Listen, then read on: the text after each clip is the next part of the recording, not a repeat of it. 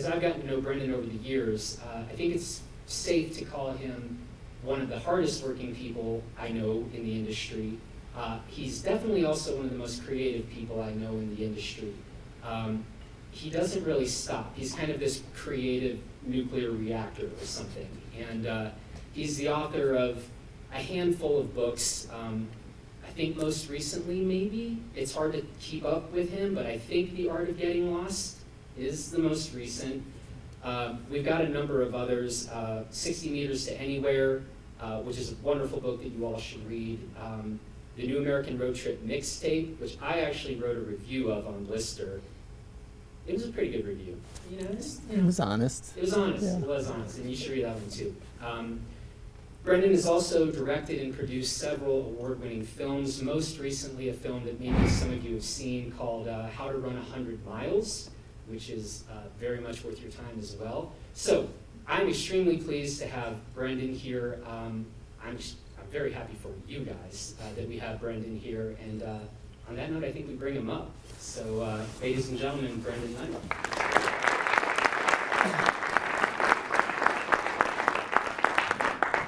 Thanks, guys. So Brendan, you do so many different things. I think I always love asking, especially for people for whom this is maybe I think a tough question. If I just ask you to say, how do you describe what it is you do? I tell people I'm a writer, but I tell my parents I do all these different things, so I avoid getting a real job. I guess it's like a treadmill where you have to keep producing things and making different pieces of art, and people support you, and eventually you're like, oh, I can pay my rent this month. This is a job. So that's what I do. But yeah, I started as a writer. I got a master's degree in journalism from the University of Montana, and worked for a couple newspapers that no one read for 3 years, and then gradually got a freelance writing career going, wrote for magazines for a while, started my own website, which didn't pay for, I think the first year I got a few little checks from people republishing my stuff, but it wasn't given at all. And I just kept at it long enough, and I've always tried to pivot and try to figure out how to make money by doing creative things, including just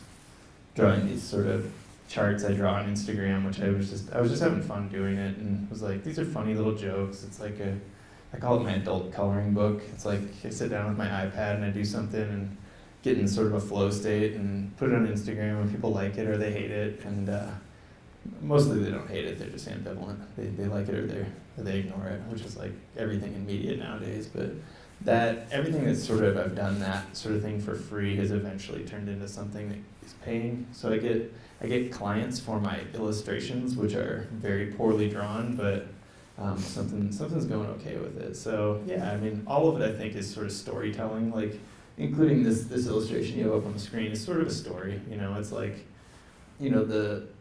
how you imagine it going is sort of what I thought. This is what you do after college. You get a degree, you get a job, you get married, you get a house, and you get and then you get a car, and then you get, anyway, those things that make you feel like you're responsible in my life kind of more look like the bottom thing. Like, you can see there's quite a few turns before you actually even get to step one, and then I feel like I might be at step 2 now, maybe, but you're definitely not at step 5. So that's a story too. So everything kind of revolves around that, I guess. When did you, if ever, sort of first have the thought, I'd like to work in the outdoor industry? Did it happen that way, or did this all sort of just evolve out, in a bit of a tangled mess like that? So I took a magazine writing class at the University of Montana, and I was a grad student. The whole class was mostly undergraduates, and there were a handful of us grad students, and the professor, the rule was is the microphone too close to my face? No? Okay. The rule was if you were a grad student, you had to get something published in a magazine before the end of the semester in order to pass. And I thought, what am I going to, how am I going to get published by Rolling Stone or Sports Illustrated? That's impossible. And because I was mostly into music at the time, and I thought, I'll be a music writer. But I had gotten into started doing some hiking and peak bagging and a little backpacking and stuff. And a lady I took the class with, she goes, "Oh, you should write for Idaho Magazine. They take anything." And it's like, that sounds right up my alley. And I strung together this. It was like a 2-day road trip I had taken with my buddy where we climbed Bora Peak, which is the highest peak in the state, visited Hemingway's grave, and gone to Craters of the Moon National Monument. And the guy was like, "Yeah, this looks great, I'll take it. I pay $40, is that okay?" And I said, "That's amazing, but instead of giving me $40, will you just send me like, whatever, 10 copies of the magazine, because I'm gonna send it to all my friends and be like, oh, I'm a writer now." And so that was my first thing. And I realized, oh, I can just go do the stuff I find to be fun on the weekends, and if I can turn it into some sort of story, I can get paid for it. And this wasn't that long ago, so $40 in today's dollars is probably like 55, you know? So I wasn't like going, oh, I gotta make a living. You know, I'm gonna be a freelance magazine writer, because at that rate, would I have to write like, I don't know, 10,000 stories a year for that much money. But it was a start. I thought, oh, okay. Like the light switch went off, and the next year, so I made $40 the first year. The next year I think I made $150 the next year. And then the year after that, I think I made $1,200 as a freelance writer. This is a good trajectory. Yeah, big time. So, and then last year, I think I made $1,700. No, I didn't. I did better than that, but it was a slow start. But it was like, it's like that whole theme of doing things for free. And I was comparing with a friend of mine who also has been writing for the internet and magazines for a long time about what we were getting paid in like 2004 to write for the web. And she was like, "Oh, I think they paid $15 an article." And I'm like, oh my God, if they had, if like Uber and Lyft had existed then, we would have been Lyft drivers. I mean, like, why would you waste time writing, getting paid $15 to write an article? You just go drive Lyft for like an hour and make, I think, $18. I don't know. So yeah, thank God that wasn't a thing then, I guess. Yeah, we would have lost out on a whole lot of writing and media if for that. Yeah. So there's so many different ways we could go here, but I think since you touched on this doing work and writing, at times when there isn't a whole lot of financial reward behind that, but talk a little bit about that, because I think there's going to be a lot of students who are going to find themselves in a kind of similar situation potentially, whether it's in terms of written work, and we talked about this with a group earlier today, but this is about getting a foot in the door, right? And I think that is going to be a very live question for a number of students here, and like, how do you approach that? I mean, on the one hand, we would all like to get, a sort of appropriate value for the work. On the other hand, sometimes you got to be willing to kind of kick the door in or get a foot in the door however you can. What's your sort of advice on that, or what's your experience been like? Yeah, I mean, for me, I always had a real job on the side of adventure writing until it became enough that I could do it full time. So I worked a lot of full-time jobs that weren't financially rewarding, and I really didn't like all that much, which I think is, for most people, unless your dad owns a company where he's just going to give you a great job right after you get out of college, you're probably going to work a job you're not in love with. Which, I did that, and I was always on the side after work. My coworkers would be like, "Do you want to go to happy hour with us?" I'd be like, "No, I'm either gonna go rock climbing, or I'm gonna go try to write about rock climbing." And for the first few years, just failed at it, completely. Like, my story ideas were terrible. People wouldn't listen to me. They like, "Who's this person?" And I just used to collect rejection letters, because they used to mail them to you and be like, "Sorry, you're an idiot," and I have a file that I found a couple of years ago. There's like 20 rejection letters in there. And I thought, what are you doing with these? Like, I'm gonna show these people, they don't care. I don't know what, this lady who was interning at Sierra Magazine in 2005, I don't even know what she's doing now, but I kind of want to be like, "Hey, whatever your name is, I showed you, didn't I? I wrote for your magazine that you don't work for anymore, and you haven't worked there for 10 years. But yeah, it was this thing, like, you're not going to get that.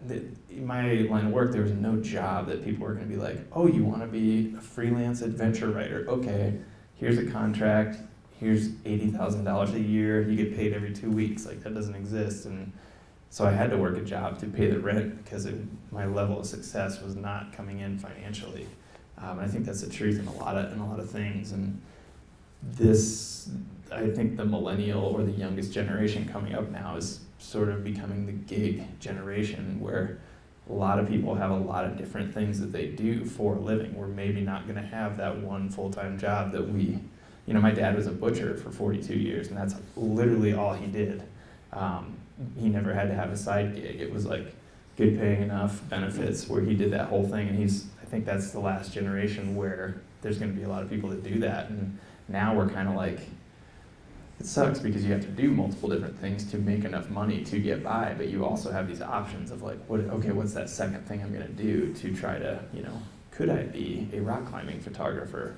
Sure, the first year I will make no money. The second year I will make $500 when I sell one photo, and if I keep at it, maybe I'll make more. While I'm waiting tables, or while I'm, working at the climbing gym, checking people in and out or something like that. So I guess that's my advice, would be to not lose sight of that one thing, like, that you really want to be. Like, I always wanted to be a writer, like, I knew I wanted to do that, and I wasn't going to be like, I didn't get the writer job, so I might as well just resign myself to whatever it is I get to do, copy editor at a weekly newspaper that no one reads, and I'll get laid off in a few years, So I was pursuing that thing on the side, and, failing upwards, I guess, at the time. So yeah, you start out in some things because you have this romantic notion of what it's going to be like. I was like, I'm trying to put together a writing class for the summer, and I was thinking about the motivations to write things and be published over the years. And like, when I was super young, I was like, I'm going to meet a lot of girls being a writer. It's going to be awesome. That did not happen. There's a comedian who jokes about, like, my wife thinks I meet all these beautiful women on tour. I don't. I meet guys who look like me, which is kind of the reality of it. And then, later it becomes, I just want to have this sort of validation that I'm doing something and it's reaching people. And now I've been doing it for several years, and the real point of it is to connect with people. And if you had told 19-year-old me that, yeah, you should be a writer because you can connect with people, you're like, oh, what's that? I don't even know what that. No, I want to be like Hunter S. Thompson, or some superstar or whatever. And but there's always that romantic notion that you had, like, but that's really cool. And by the time you finally get to say it, you're like, yeah, I'm a published author. You're like, it's actually not that cool, but I'm still having fun doing it. So yeah, I guess that's a roundabout answer, but don't give up on whatever it is, I guess, is the thing, So that was a roundabout answer, but we got there. But what I guess I want to get clear on is, so what really was for you, this was like, I am going to be a writer. It wasn't, I want to be in the outdoor industry. It was, I want to be a writer, and then it was about figuring out, what do I most want to write about, so on and so forth, right? Because I think that's an important distinction in your own story, right? If people are looking at you being like, look at this outdoor industry guy who makes all this content for the outdoor industry, it's like, hang on, let's get this story straight, right? Mm-hmm. Is that fair? Yeah, I mean, I guess you write about, like they say, write about what you know, which is not true in science fiction, I guess. It's not something but when you're starting out as sort of journalism, you kind of write about the things that interest you. And I never was like straight up journalism. I didn't want to like go to city council meetings and get the scoop. It was like, wait a minute, I can go climbing all weekend and make a story about 6 rock climbs on Lumpy Ridge and Estes Park, Colorado. That's a great hobby that you can turn into a living, I guess, and yeah, I think you find a niche, and mine just I decided that I wanted to write about things that were, I think like in sports, like the larger sports world, not that like I view skiing and climbing as sports, but we always just focus on the high achievers, and more now we're getting to the stories of the people who are not winning championships or gold medals or who are climbing at the highest levels. But at the time I started writing in like 2010, I was kind of like,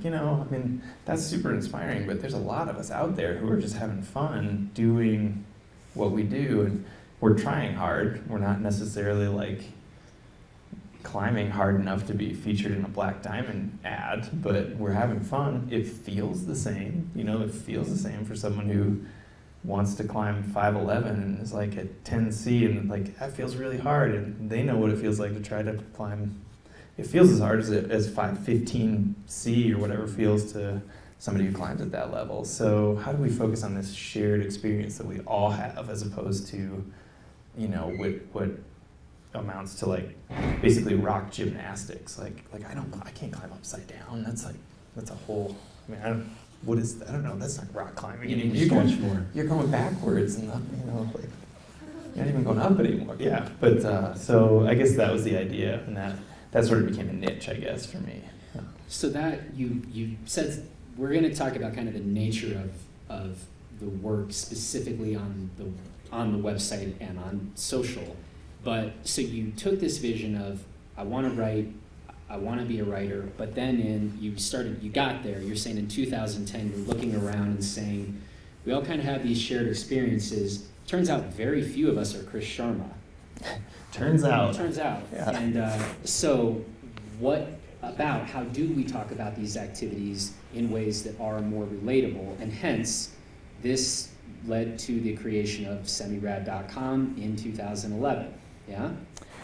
Yeah, maybe more accurately, magazines wouldn't publish the stories I wanted to write, which were like, there you go. Yeah, I would send them an idea and they'd be like, that's dumb, that's not actually funny, and I'd be like, that is funny, you don't know. And so I thought, if I just self-publish it, people can decide if it's funny, you know, not just one guy who's in an office in Boulder and decides what people want or what they don't want. And there's a lot of serious stuff in magazines, and I felt like a lot of them were just like, I just wanted to write a lighthearted story about something I did or something somebody did, and they were like, yeah, but where's the tension? And I'm like, there wasn't any, we just had a good time, and there's some funny shit that happened, but like, and they're like, yeah, but didn't you almost die or like really question your existence? I'm like, no, I mean, it was hard, but we're not like diamond miners in Chile, I mean, come on, man. And it seemed like it was so serious, and was like, and then several years later down the road, I would be writing for one of those magazines, and I would turn in what I thought they wanted, and they'd say, you should write it more like you'd write it for your blog. And I was just like, like, you know, oh, now you guys are funny? Okay, you know. And so much of, what's that? Can we pause? And that is so critical, because again, I think it is very easy to look at where you are right now. You've got a nice social following, you know, you have kind of made it, and this trajectory this isn't done. We are not plateaued here. And I think it is super important to underscore what you just said which was semi-rad.com started out of rejection. Absolutely keep that in mind all the time, right? And you found another way. And now, like you said, the traditional publications that were like, nah, are like, actually, could you do that thing you do? And like, I think it is often too easy to look at somebody who has done that work that was more or less behind the scenes, and you look and you're like, look at this guy who just gets to make movies all the time and write whatever he wants. And it's like, no, that started in rejection. And I would carry that and hold on to that. Fair enough? Yeah. We actually recently we were talking about, we somehow ended up on like an hour-long conversation it was actually about the tip of the iceberg. And I think I was saying that I think we just perpetually make this mistake, all of us do, in all of these different walks of life so I think what we're talking about is that tip of the iceberg. It's like, oh, Brendan, he's got this thing, he writes funny stuff, people seem to love him. Thank you. You're welcome. Tell my mom. Yeah, but the 90% is like the consistency, the grind, the work, the handling rejection, the figuring out a way around, and we never, I don't know what it is, but we never remind ourselves of that. Dumb anecdote, but I remember like several years ago when like I don't know anything about golf, but I remember when Tiger Woods, when people were like, this is the greatest golfer of all time ever, and people were like, how are you the greatest golfer of all time ever? And he's like, I work. And I remember thinking at the time, like, that's lame. And I think the older I get, the less lame I think that actually is. I mean, obviously there are natural skills there about, a club and a ball, but in the kind of work that we're talking about here, which is like sitting down, writing, getting rejected by editors, etc., it actually is the work. And if you want to give up on that stuff, you won't ever get to that part where people are like, wow, look at that nice life you've carved out so easily, right? Automatically, not thinking about what it took to get there. And I don't know, but it seems to me that there's a lot of stories, I think, like this, and I think that it is a critical thing for some of you to keep in mind, because you're going to get rejection, and you're going to have things not break the right way, and your willingness or interest in finding alternative paths is going to be huge in terms of where you end up. Yeah, I think we perpetuate this idea in America of the genius as well, where it's like all you have to do is get in line at an American Idol or The Voice audition and nail it once. And like that's not the truth. That person wasn't just like over getting a hot dog at 7-Eleven, like, oh, what are you guys doing? Oh, there's a thing?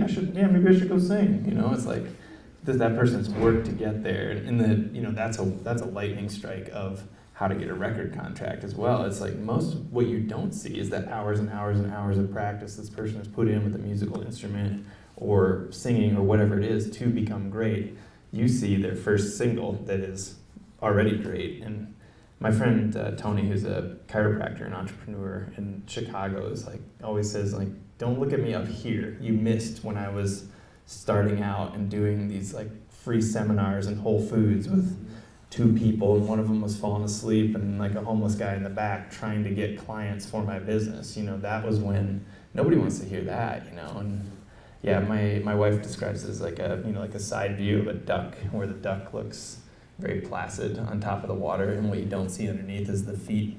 Just and this is me trying to keep my career afloat. I'm like, I always think like, oh yeah, you saw that cartoon I drew that where's the duck's head above water, and down here like my website's going down, and like somebody had canceled my health insurance, and I can't think of what to write about this week, and like all this other stuff where you're busy, and here I made this little tiny thing, and hopefully you enjoy it, and that's what we don't see, like those people are. I don't know anybody who doesn't work very hard who's successful, I guess. And there's actually a great Freakonomics podcast episode about it called How to Be Great at Just About Anything. And it totally, the idea of talent that we have, it totally blows it apart. It's pretty amazing. It's one of the best pieces of internet radio I've ever heard. But it's, there's an argument I've had with several people, like, I don't believe in talent, and okay, there's like LeBron James talent, that's talent, okay, sure, but the thesis of this episode is that talent is nothing without hard work. Like, you can't just show up, so I recommend it to everybody. And as far as alternative paths go, like, right now we're in this golden age of alternative paths. Right when you and I probably started our careers, you were like, you had to go through a magazine to get something published about the outdoors or adventure, and now you kind of don't. It's democratized. You can start a blog and people will read it. You can have an Instagram account that's about just living in a van, and you can make a living off it if you do it right. Like a lot of your favorite rappers probably started on SoundCloud, which is just like, hey, my buddy and I recorded this, and here we go. We'll see what happens. Which I think is really refreshing and cool. It doesn't make it so you have to go through these gatekeepers and tastemakers. You can just do your thing and hopefully get it out there. Yeah. That's super true. And you used the word already, so I'll just repeat what you just said, because that makes for a compelling interview. But that democratization, I think, that we've seen through technology is, I think, there's obviously pros and cons with technology, but that has been a thing where it plays even more to what we're talking about, is that ability. Like, if you are willing to grind, and if you have that vision and you really believe in it, there are ways around, more so than there have ever been.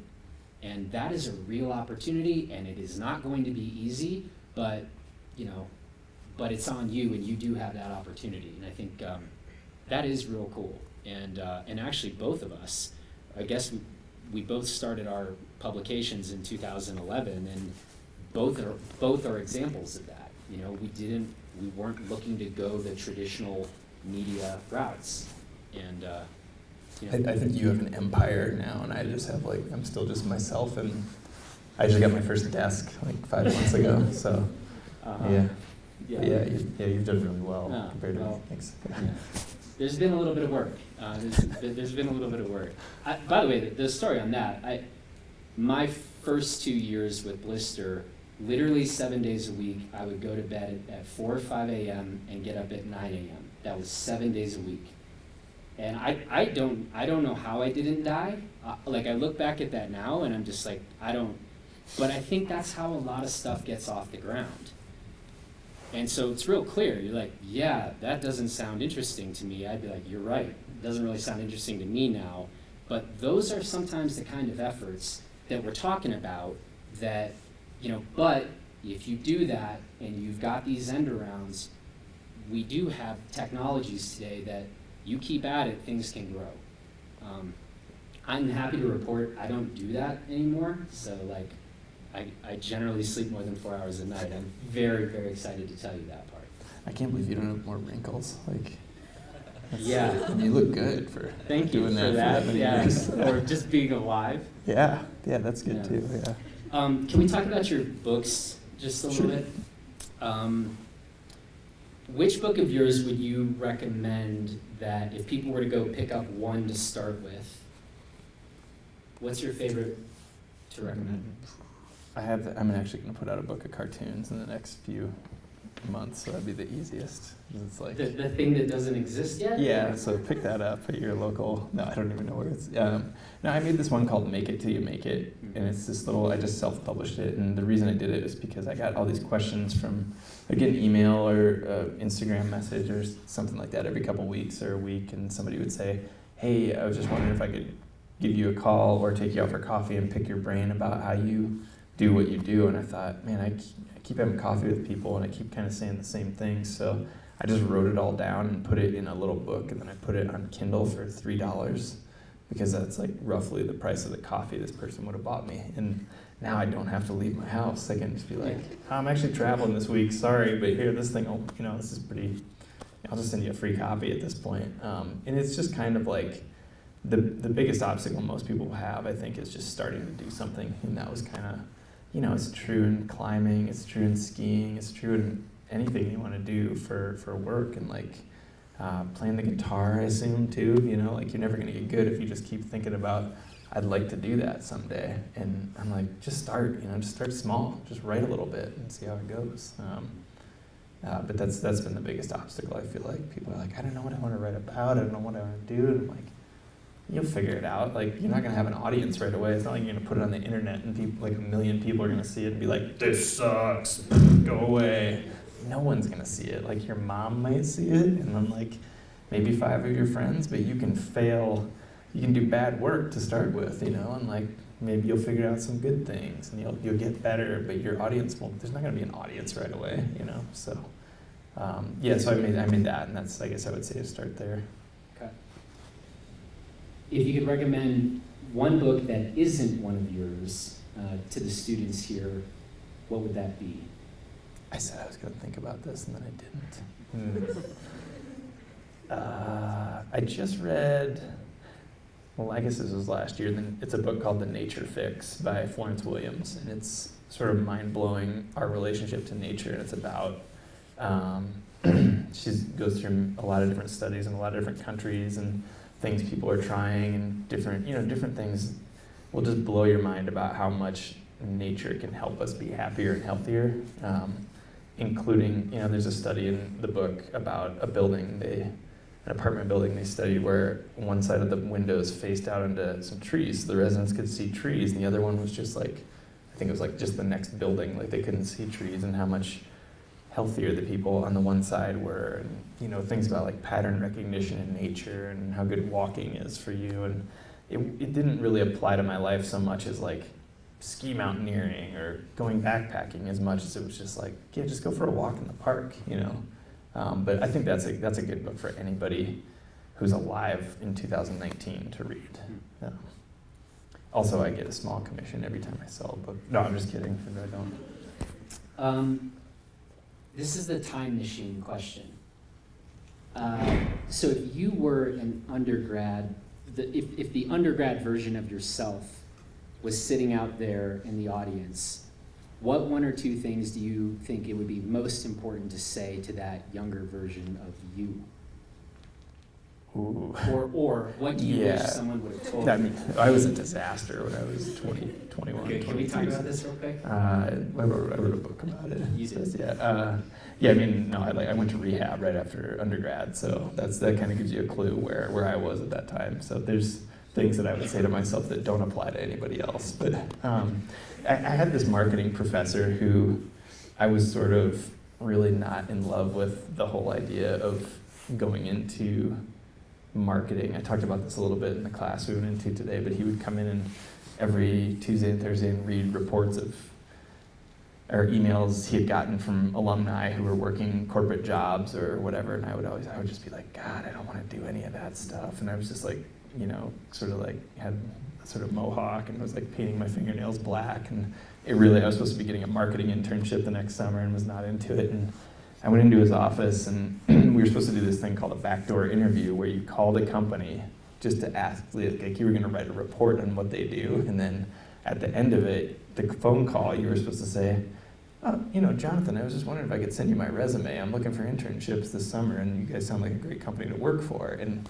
so I was like, I don't know, I don't want to work for anybody that like you talk about. And he goes, well, what do you want to do? And I go, I think I want to be a writer. And he goes, oh, well, do something with that then. And I go, so I ended up writing my backdoor interview to Rolling Stone and got into, like, the intern ended up answering my emails, and, and I did my report on Rolling Stone. I never wrote for Rolling Stone, but she and I became friends, and anyway, it's not that great of a story. She sent me one of the peacock feathers from Hunter Thompson's Peacock, because she interned for him for a summer.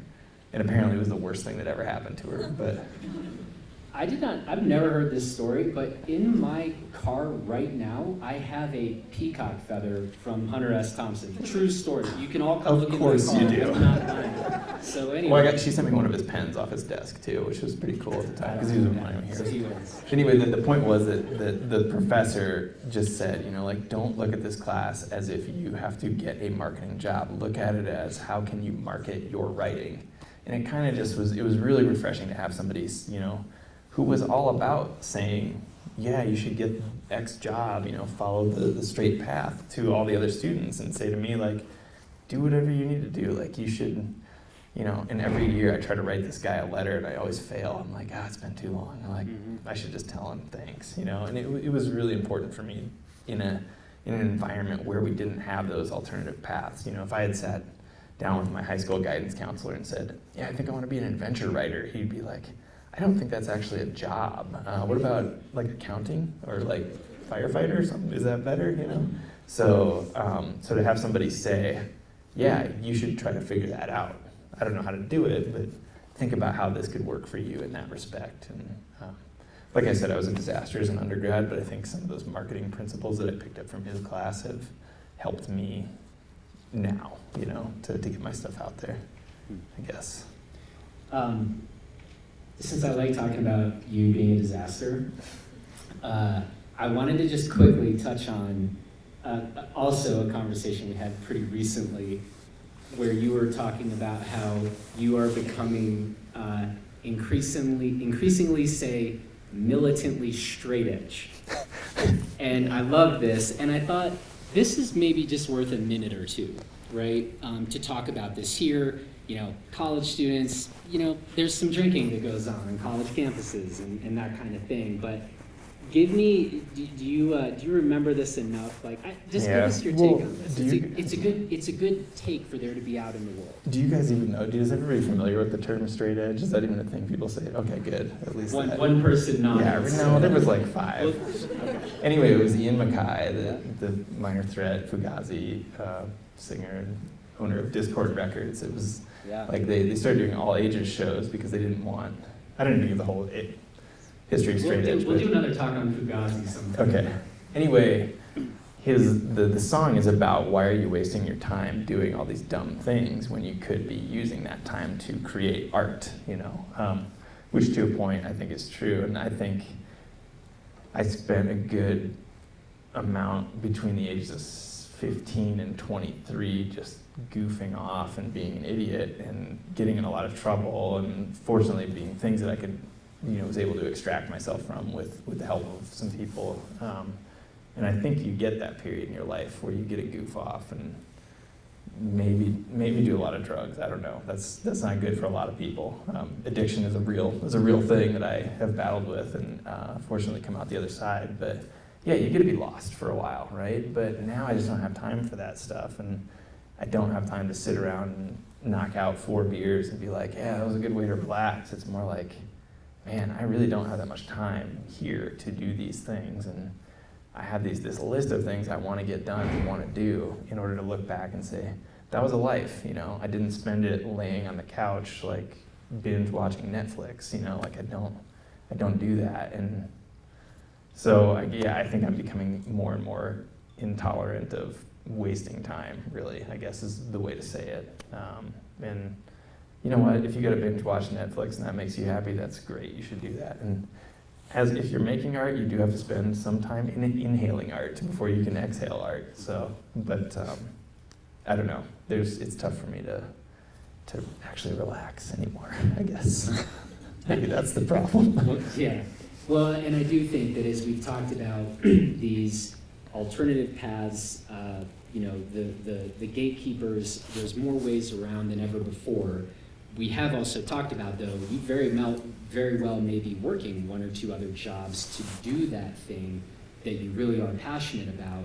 And turns out, if you have enough time to be going out every Friday and Saturday night and just sitting back, and throwing back some drinks, ask yourself how serious you are about this objective or vision or dream that you're trying to pull off. And I would add to that there's a lot of people who could have been writers who sit around and drink beer and critique books in a bar. But I also would have to add that I think that's where I learned to tell stories, was sitting on a bar stool with these old guys who used to come into the bar, and I was just like, God, these guys can make the most uninteresting thing sound really funny and interesting. Like, this is a skill. And we were just sitting there getting drunk together. And so I did learn some stuff from that period. The ratio of things learned to time wasted is very out of whack, but barstool storytelling is a real thing, or it was back then.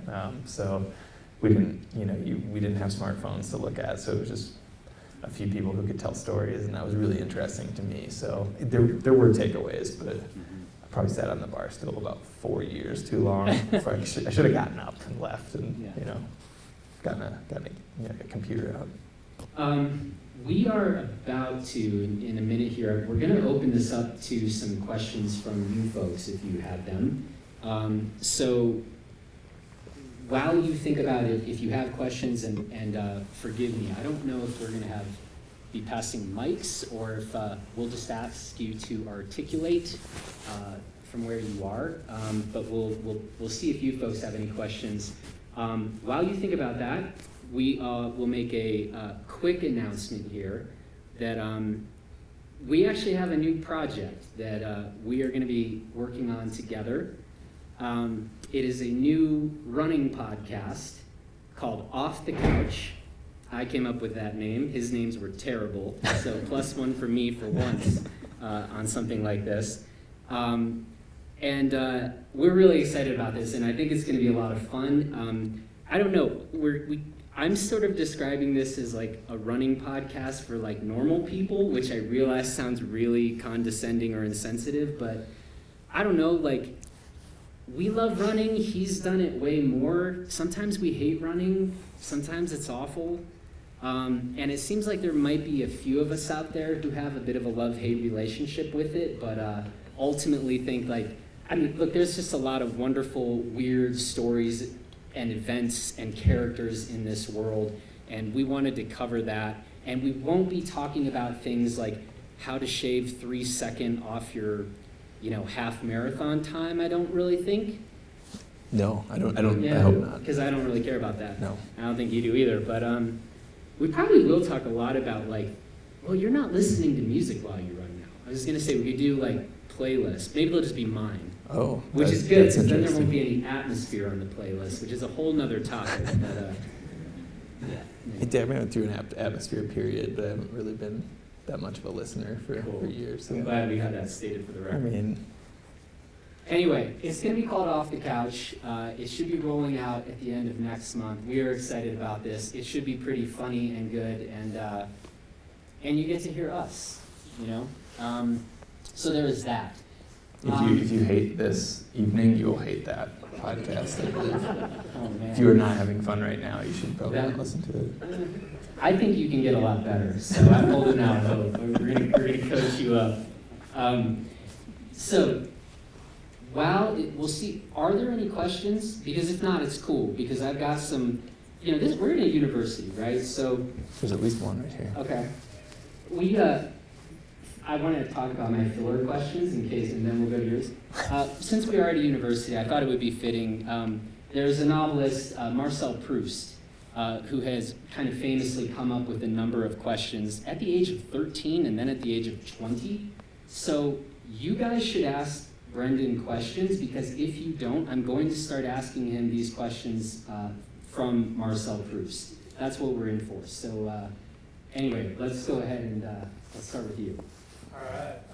So for like somebody that's like stoked to be outside all the time, as a writer working at a computer all day and like cranking it out, how do you combat just always itching to get out? Or I don't know if you have to with that, but Yeah, I'm really. just writing lately at my computer, and I'm wondering how to combat that. How to make it work. Stay focused like as a freelance. There's some studies, and I've tried to incorporate one of these studies into a thing I was writing, but it's about brain scans, about going for a walk.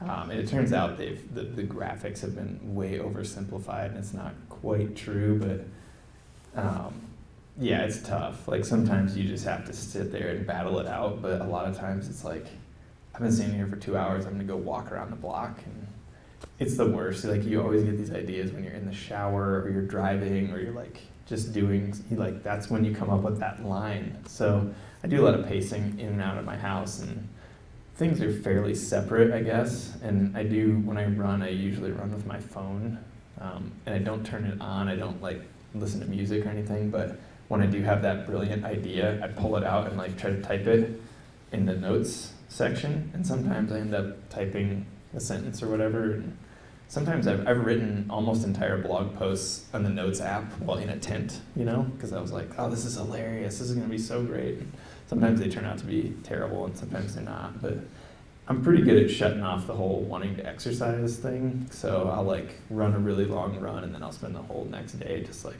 drinking coffee and eating donuts and not moving. And then theoretically that's when you do the writing. But I don't think you get the ideas, and you never get the greats.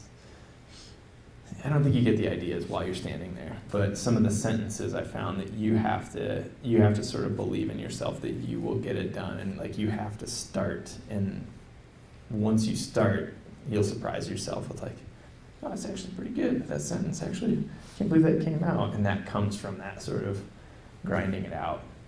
But I'm better at working than I am being outside. I think there's a lot of people in our industry who are like, I love climbing, and their ratio of production to recreation is way different than mine. But I like to go out to dinner a lot too, so they can't necessarily afford that. I'm like, cool, let's go to that nice Thai place. No. It's like they're having much more fun climbing. I maybe just want to go, eat Ethiopian food instead, and like cost $25 or whatever, and like. So I have to work to like support my addiction to things like that, and really, it's great to go out and climb, and I get a lot of enjoyment out of doing the things that I like to do outside. But what if you could reach people with what you do and provide that sort of connection? And that's where the real enjoyment of my work comes. I love being out in nature on top of mountains as much as everybody else does, but you are still experiencing that just for yourself. And like, if I just do this every single day of my life, is the world actually becoming a better place? Probably not, If I'm able to communicate something about this that connects people, is the world becoming a better place? Slightly, yes, like much more so. So that's where I think I get the satisfaction out of the work, is connecting people.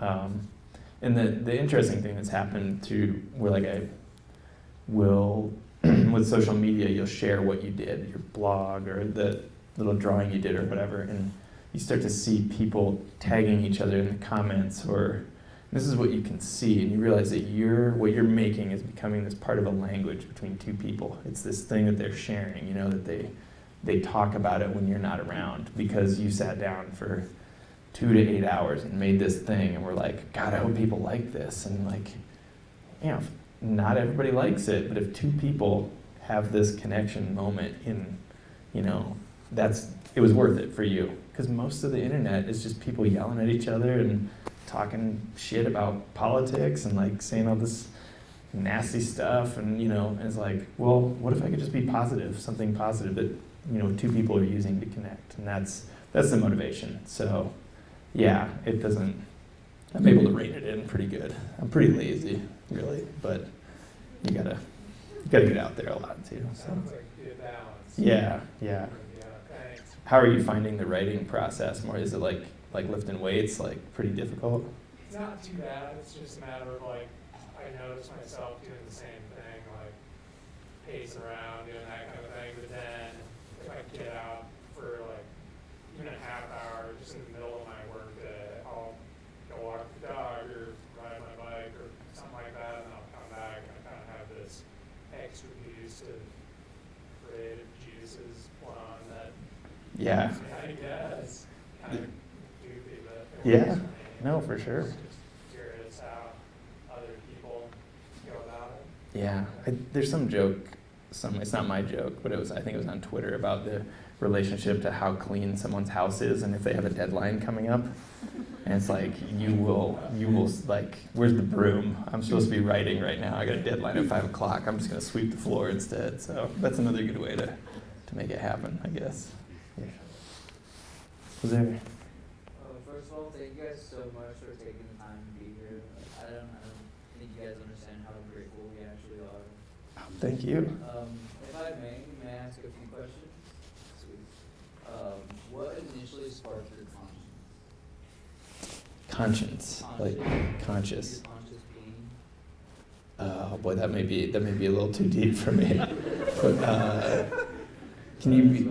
Yeah. I mean, I guess I don't. Can you elaborate on what you mean by that? Yeah. What initially sparked your conscious being? Meaning, what exactly was the epiphany in your life that made you realize that you are a piece of this bigger picture in life, that you are existing within ultimately the greater connection of people? Like, I love how you were talking about how you love to connect.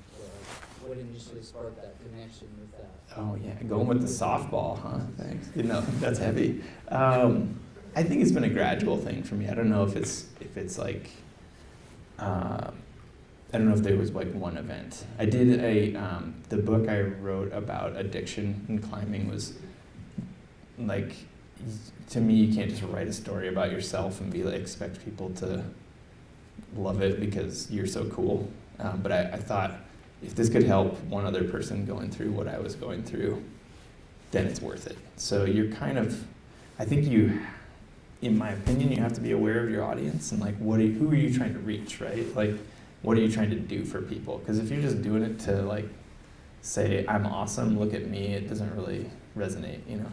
It resonates for people who are Kim Kardashian, I suppose, you know, like that works. But for most of us, we're looking for some sort of human connection. So I guess that was that event, going through sort of rehab and fighting through addiction really sucked for me. And I thought, well, I can make something that is a resource that doesn't exist right now for me, a story that I have not read in this genre that hopefully will help people. And I never got rich, but I've gotten probably 4 letters or emails from people that have made it like worth way more than whatever I could have made, you know, because it changed their life in some way. So Loyalty in your heart, though, and that's yes, ultimately what matters. I call them emotional paychecks. Yeah. So If I may ask one more. yeah. What is being to you? Oh boy.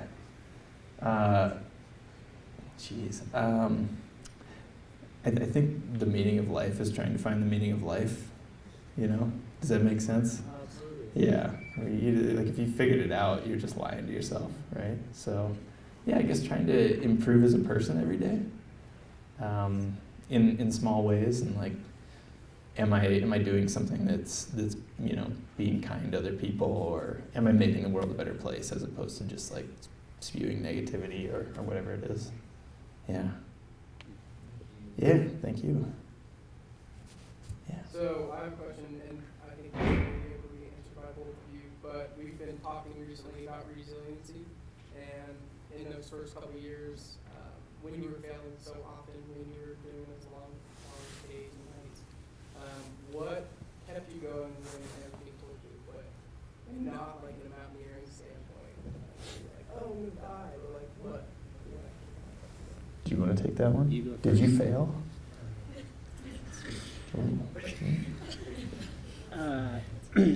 It's a different. My situation is a bit different, I guess, in terms of with Blister. I think honestly there was just so much vision and belief that, to be honest, it was like I will die before this fails. And I mean, actually having told you my schedule for those first 2 years, like it was actually pretty true. And I don't know that that's wise. I don't know, that's maybe just really messed up. But I think that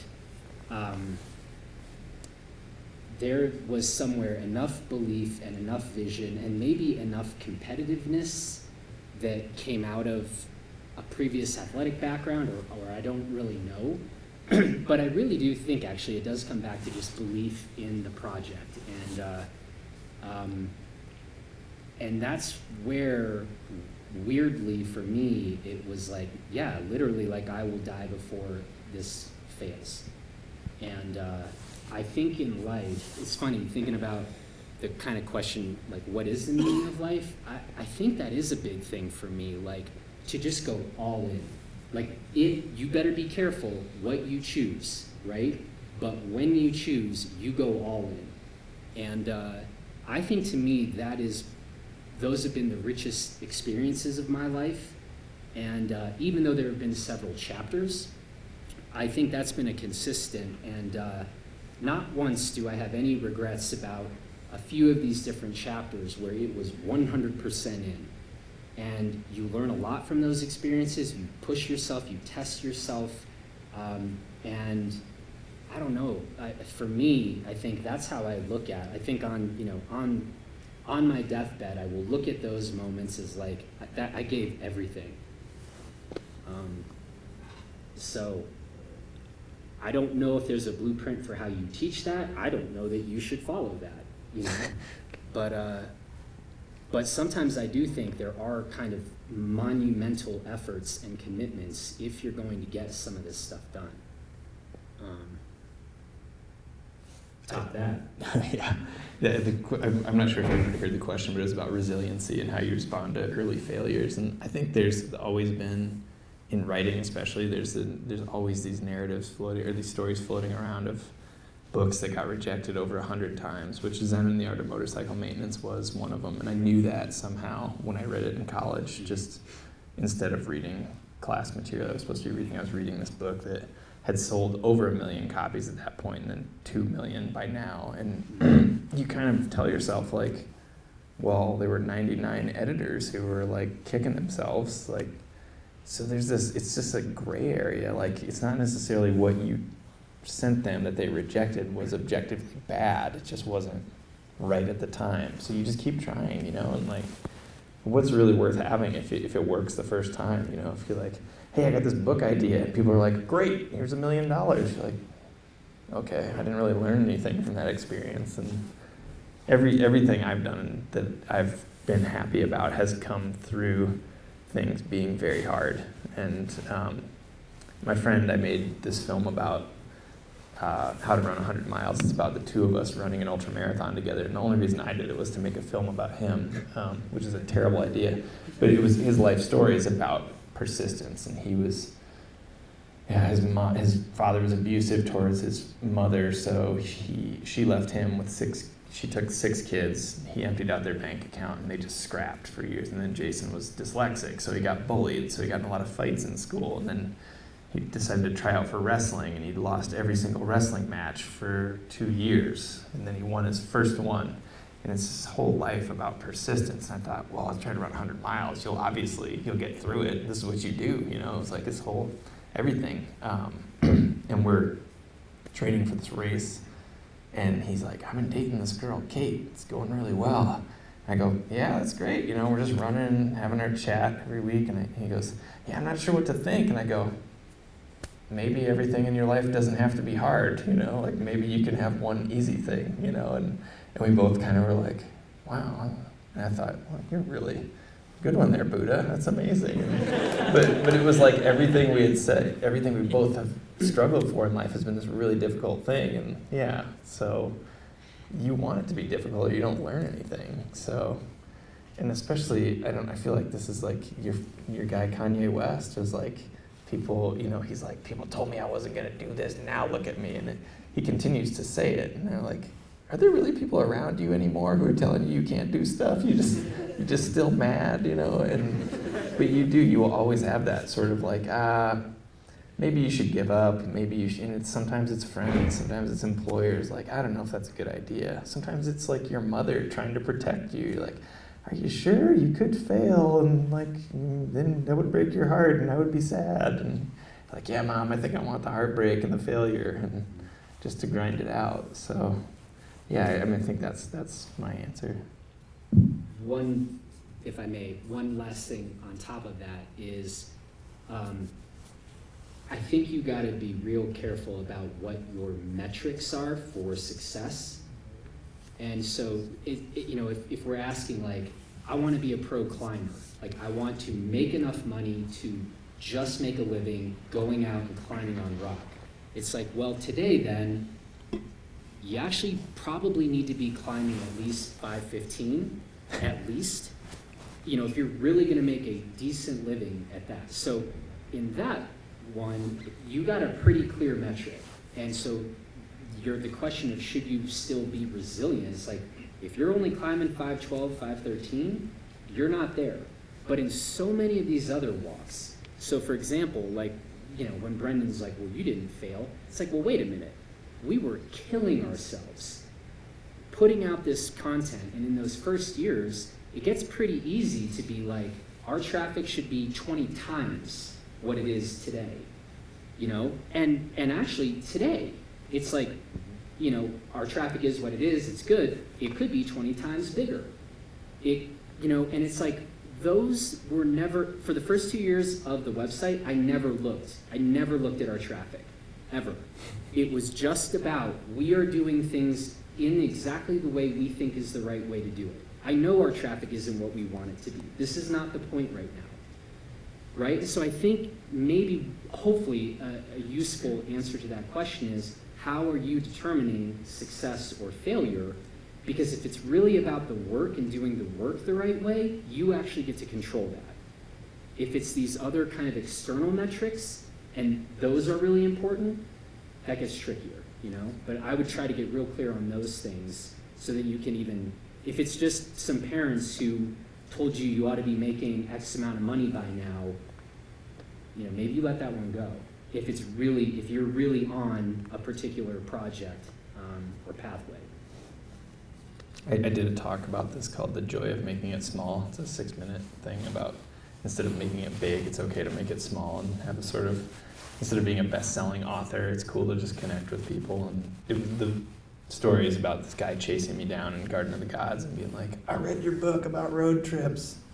I'm from Tennessee. I got inspired and I'm on a road trip right now. I can't believe I found you. And how crazy it was. Like that was not a bestseller or anything, but one of the larger points was like, you think, you know, when I was younger, I was like, oh, it'd be so cool to be like successful and famous. And then now I look at like really famous people and I think, man, that would suck. I guarantee you they hate that. Like, can you imagine not being able to be like, you're looking in the fridge and you're like, oh my God, we're out of eggs. You're like, I can't go get eggs because if I go to the grocery store, I'm gonna get mobbed by people and like, that's not a life. You don't want that. You're like, all I wanted to do was be an actor. And instead I got this, a prison, you know. So talk about metrics of success, I guess.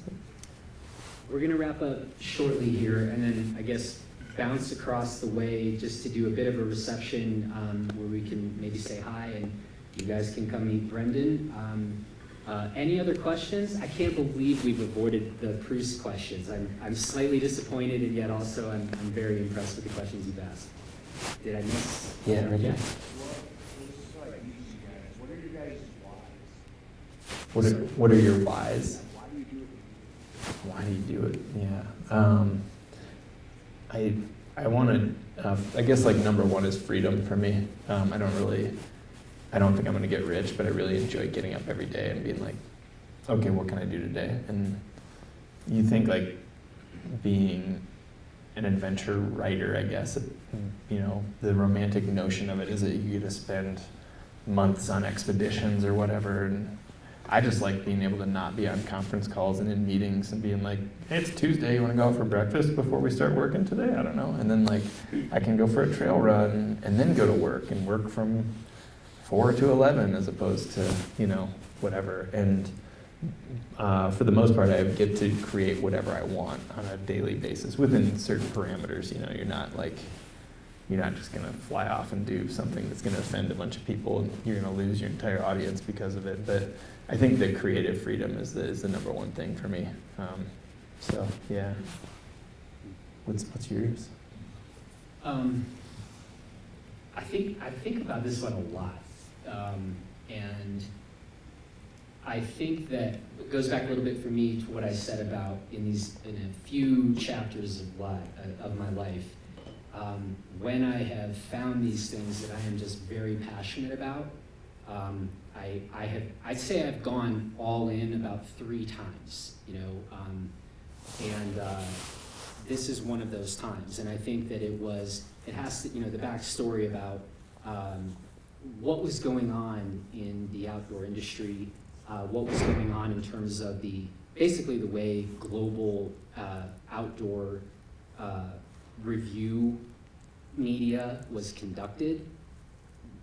I was just a guy who was really getting into skiing and mountain biking and climbing, and I knew that, you know, I didn't grow up in this stuff, right? I was playing football and basketball back in Chicago, so when I got into the mountain stuff a bit later in life, I knew that getting on the right equipment could probably really help me out, and I just couldn't find any of the information, really good sort of consumer product information on any of this. And so then the more that I kind of looked into why that was so, and then as I learned more about how the revenue structure works for a lot of these review publications, that it's often kind of a pay-to-play thing where it's advertising dollars that are exchanged for writing nice things about product.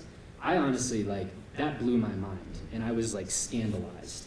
And Blister started as an experiment. Like, what would happen if we tried really, really hard to just tell the truth and be accurate about this stuff? And I told this story earlier today because it's true. I was like, if we come criticize, say, Rosignol's flagship product, do they just send like a hitman over in the middle of the night and like pop, and then like, that was that, and then it's like, fun experiment, now I'm dead. And I didn't know. And but that's, you know, that's kind of how that started. And to me, it really comes down to like, all of this outdoor sports stuff actually turns out really expensive. And I just hated the idea that we're kind of lying to our fellow skiers and bikers and climbers, like, which were like my best friends.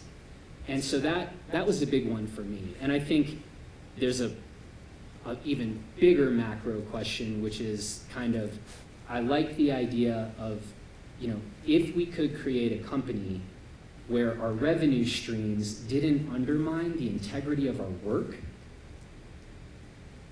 that's like drop the mic stuff. I would be extremely proud of that, you know?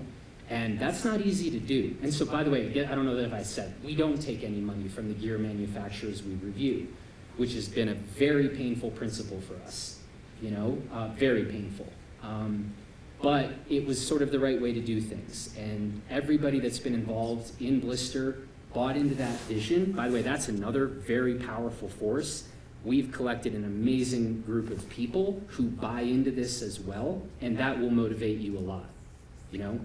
So I think those are a few of my whys. And then, by the way, Blister is evolving too, and here we are tonight in this new series where, given the work that we've been doing for the last 8 years, we now have made certain connections, and to see this expand into an area where we get to come have these conversations with you guys, that's a very exciting development. And I think that you just kind of keep looking, you know, do your core work, but see where else you could possibly make contributions. And again, I think with this community, you know, hopefully being able to bring something to you folks, answer some of your questions.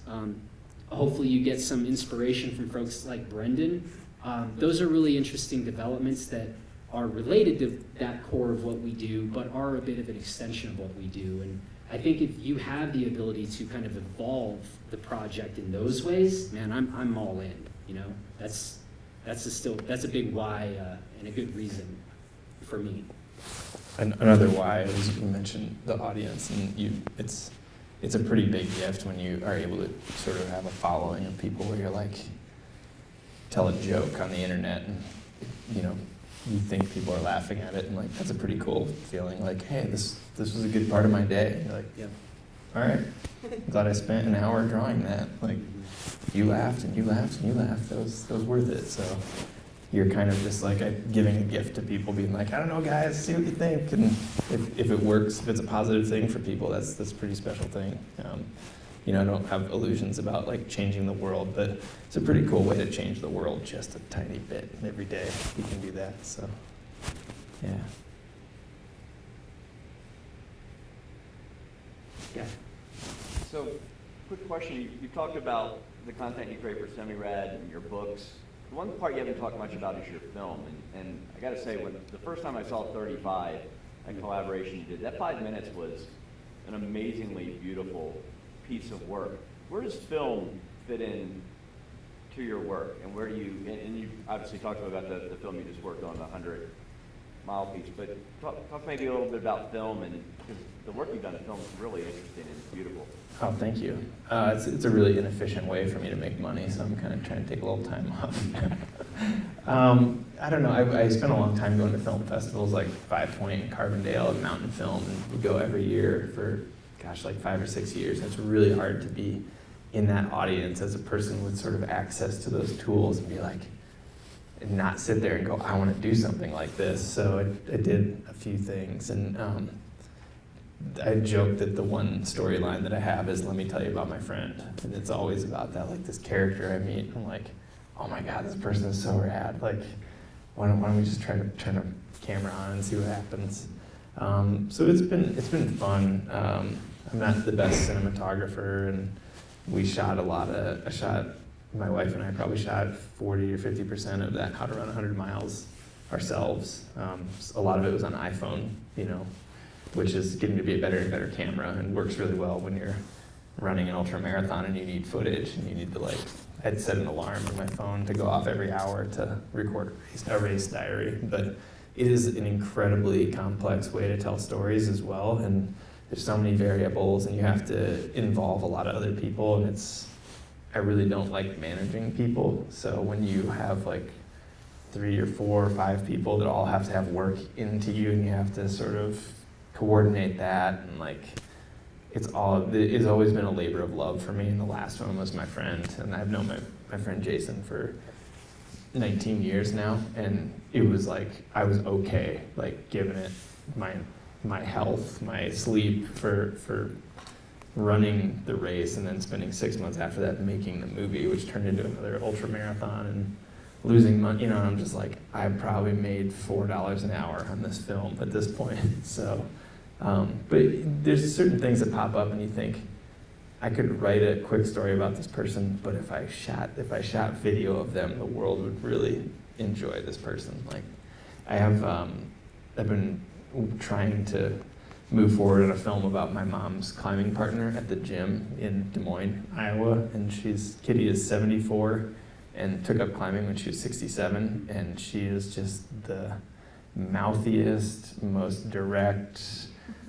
She will talk shit to you while you're climbing, you know, like tell you what you're doing wrong. And she top ropes like 5'11"-ish. And I want to make a film about her because she's such a fire plug, you know.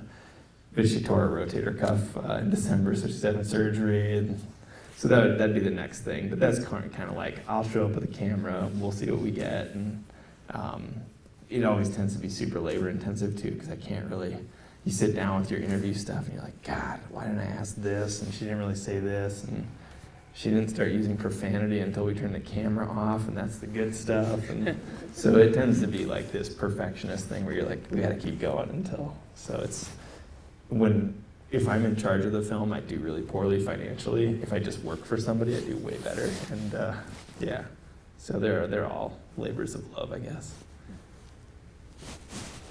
Tell you what, Oh, yeah. we should probably pause and break here. We are going to go across the hall to a bit of a reception thing. So please, let's ask the question there. And apologies, but I do, want to, respect our time in here. And thank you so much for these good questions. And again, please, we're just going to head just across the way over here to keep this going if you would like to. And I want to thank Brendan. This has really been fun, and thanks for coming. And yeah, I hope some of this was beneficial to you guys. And you can now look forward to this amazing new running podcast called Off the Couch. And we're going to kind of keep some of this going. So thank you. Thanks for being at this very first event. And we'll see you guys next month.